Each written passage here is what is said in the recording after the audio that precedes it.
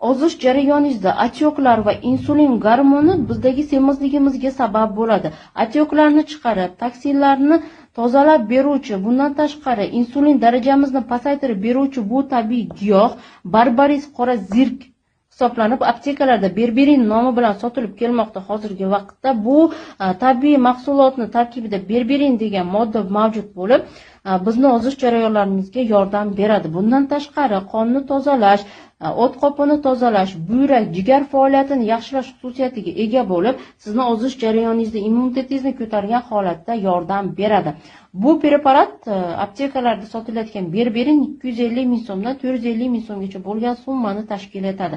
Bu esa tabiiy giyohni 100 grammi 20 ming 25 ming atrofida hisoblanadi.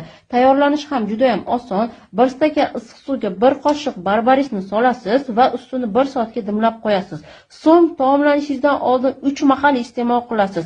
Iste'mol qilish 10 kunni tashkil etadi va sizda insulin darajasi pasayadi, qandli diabetni oldini olasiz va ozish jarayonlaringiz albatta tezlashadi. Bu narsani ratsioningizga qo'shib, sog'lom, tabiiy holatda ozish jarayonlarini olib borishingiz mumkin.